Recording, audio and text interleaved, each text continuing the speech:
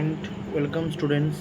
আমি সৌমদীপ, তোমাদের physics teacher. তো আজ আমি নিয়ে এসেছি তড়িৎ প্রবাহ রাসায়নিক বিক্রিয়া মানে ভৌতবিজ্ঞানের আরও একটি গুরুত্বপূর্ণ চ্যাপ্টার। প্রায় প্রশ্ন সিরিজের লাস্টের দিকে আমরা চলে এসেছি। এর আগে যারা ভিডিও দেখোনি আমার চ্যানেল সৌমদীপ মুনিয়ান সার্চ করে তার প্লেলিস্টে গিয়ে মাধ্যমিক ফিজিক্যাল সায়েন্স কোশ্চেন সিরিজগুলো দেখে নাও, ফটাফট সেগুলো করে নাও এবং আমার গ্যারেন্টি এর বাইরে আসবে না, তাই তো। তো এখান থেকে মাত্র 15টি প্রশ্ন দিয়ে করতে পারো, তাহলে এইখান থেকে সমস্ত এমসিকিউ বলো, এসিকিউ বলো, বড় প্রশ্ন বলো, সব তোমার হাতের মুঠোয় চলে আসবে। তুমি যে টেক্সট বই পড়ো না কেন এই পড়ো প্রশ্ন করে যাও। প্রথম প্রশ্ন হচ্ছে তড়িৎ বিশ্লেষ্য পদার্থ কি, উদাহরণ দাও।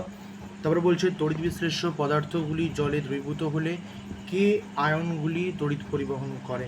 অ্যাকচুয়ালি কে তড়িৎ আয়নগুলি বলা ভুল হয়েছে, কে তড়িৎ পরিবহন করে। গলিত বা জলীয় দ্রবণে দ্রবীভূত অবস্থায় কোন কোন যৌগ তড়িৎ পরিবহন করে এবং কোন যৌগটা করে না, কেন করে না সেটাও লিখতে হবে। তড়িৎ বিশ্লেষণ প্রক্রিয়া কি, কিভাবে করা হয়, 1 নম্বরেরও সংক্ষেপে লেখা যায়। ভোল্টামিটার কি, দেখো ভোল্টমিটার বলিনি, ভোল্টামিটার বলেছি।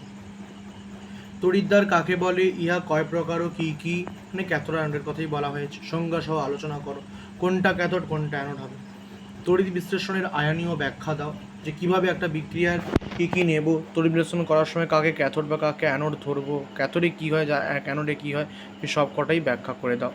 কপার তড়িৎদ্বারের সাহায্যে কিভাবে কপার সালফেটের দ্রবণের তড়িৎ বিশ্লেষণ করা হয় সেটা ব্যাখ্যা করো, সঙ্গে ক্যাথোড বিক্রিয়া অ্যানোড বিক্রিয়া লিখে দাও।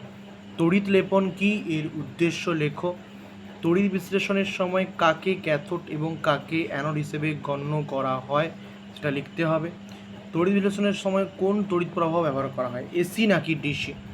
তামার প্রলেপ, নিকেলের প্রলেপ, সোনার প্রলেপ, রূপোর প্রলেপের ক্ষেত্রে ক্যাথোড, অ্যানোড এবং তড়িৎ বিশ্লেষ্য পদার্থের নাম লেখো।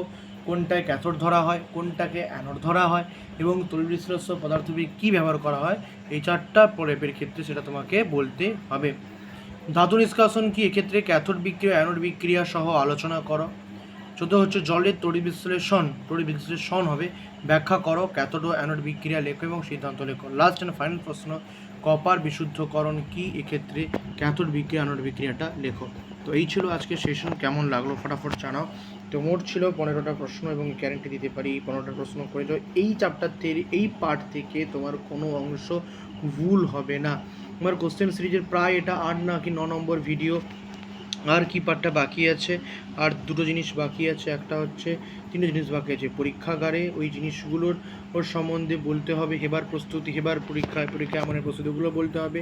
2 নম্বর বাকি আছে কি না, লাস্টে জৈব রসায়নটা বাকি আছে, আর একটা বাকি আছে আমার চলতরিতের পার্ট 2। মোট আর 3টা ভিডিও হয়ে গেলে কিন্তু আমি কমপ্লিট করে ফেলবো পুরো ভৌতবিজ্ঞান মাধ্যমিকের জন্য। আমি প্রায় যতগুলো প্রশ্ন দিয়েছি, যে প্লেলিস্টটা তোমাদেরকে দিতে চলেছি না, সেই প্লেলিস্টটা হবে বর্তমানে আজকের দিনের সেরা প্লেলিস্ট। মানে বর্তমান যুগের ইউটিউব খুঁজে পাও, একটাই থেকে ভালো প্লেলিস্ট খুঁজে পাবে না। সবাই সাজেশন নিয়ে কথা বলে, কিন্তু আমি সাজেশন নিয়ে কথা বলি না, আমি অথেন্টিক জিনিস নিয়ে কথা বলি। এই প্রশ্নগুলো করে গেলে 100% যে কমন পাবে, পড়ার পর তুমি নিজেই কনফিডেন্ট পাবে। একটা টেস্ট পেপার সলভ করে দেখবে, যে কোনো সলভ করে দেখবে, তুমি নিজেই একটা কনফিডেন্স ফিল করবে। তো এটা করার জন্য কী করতে হবে, চ্যানেলকে সাবস্ক্রাইব করে রাখো বস। ভালো ভালো আরও ভিডিও আসছে, ডিটেলস ক্লাস আসছে, আমি ডিটেলস ক্লাস সপ্তাহে একটা করে দেওয়ার চেষ্টা করব। পুজোর ছুটিতে আরও বেশি বেশি করে দেবো। তারপরে আছে আর কি বলার ছিল, হ্যাঁ আর বলার ছিল, চ্যানেলটাকে সাবস্ক্রাইব করে দাও, লাইক করে দাও, কমেন্ট করে দাও কেমন লাগলো।